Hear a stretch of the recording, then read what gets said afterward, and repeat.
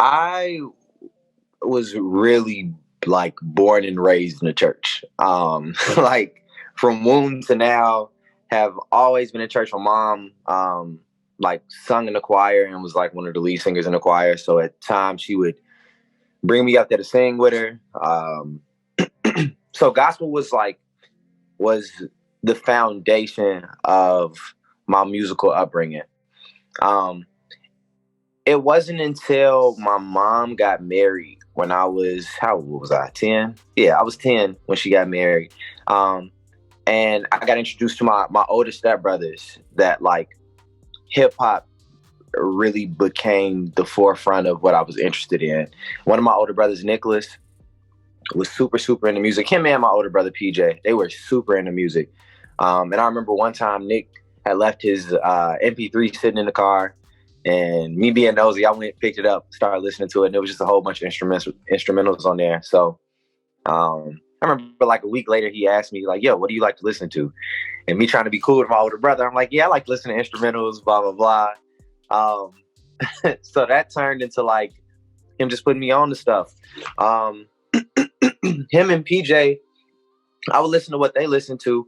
And like my earliest introduction to hip hop in terms of my favorite artists were like Lupe, Common, of course Kanye, like Mos Def. Those were my building blocks. And then my pops, when he saw that I was starting to get into music, he bought me an MP3 and like uploaded some music onto it. And it was like Tribe was on there, D'Angelo, Lauryn Hill. Like this is what I started listening to.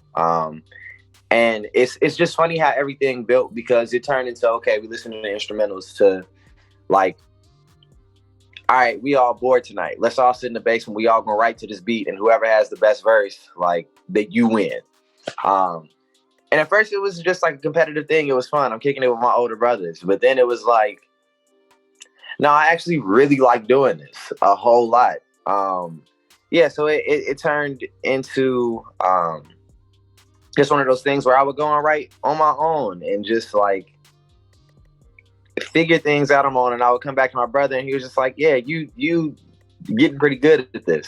And for a minute, I kind of walked away from writing because I found production. There was this, I remember for my 16th birthday, my aunt bought me an iPad and she gave me this iTunes gift card.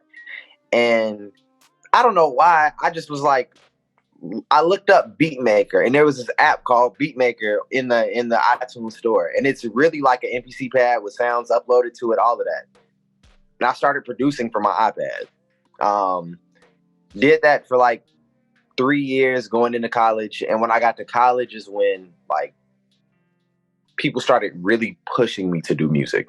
I joined this organization called Word. They do concerts every semester. The first semester I was there, I made a piece, auditioned, and they were just like, yo, that was really good. Did the concert, went over well, and they were just like, no, you should probably think about doing this like beyond just for a hobby. And so I did. It's a mix of all of it. I personally would say the biggest part of it, though, is just the team that I have around me. One of the parts that I didn't include in the backstory of my introduction to music is when I got to college and I joined Word, the first person to show any real interest in me was my homie Josie Green. I'm a part of a collective. I'm a part of two collectives, actually. But the one in particular I'm talking about right now is the home team. It's AIM, which is me, Josie Green, Ro Marsalis, and Shy Atkins. And Josie was the first person to show interest in me outside of my family and was just like, yo, let's work, like slide by to the crib, blah, blah, blah. So I would pull up on Josie. We would sit. I would like try to produce records. Nothing ever really stuck because I wasn't that great. But, you know, it was a fun experience. And I would sit and listen to some of the other beats that he had. And the beats that he had were crazy. And I was just like, yo, who produced these? He was like, oh, it's my homie Ro. And actually, y'all kind of remind me of each other. Like, I'm gonna put you in contact. And so, like, Josie put me and Ro in contact. It's funny, the first EP that I ever did, was fully produced by Ro, but Ro didn't know it. I basically took all the beats that Josie had gotten from Ro and never used and used them. Sent them over to Ro, and he was like, "Oh, this is dope." And that's how I met Ro. Ro and me, Ro is one of my best friends. Like, I do everything with Ro. He produces for me, mixes and masters all my stuff. And he's been the one to kind of mentor me and let me know, like, just to keep experimenting, keep growing, keep progressing, taking my ideas that I have and bringing them to life. We bring in other homies who are just super talented, like my homie Kurt, he goes by Stoneface. He plays the bass and is also an artist and is just amazing at it. My homie Elijah, who plays lead, like my homie D Noel, who we just got. Like, I didn't start working with D Noel until this EP that we are currently getting ready to put out.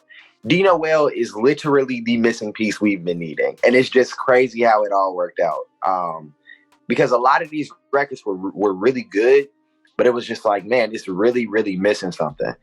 And we would send them over to D Noel. When he would send them back, it was just like, yo, like, you don't miss. All of these are exactly what we were needing.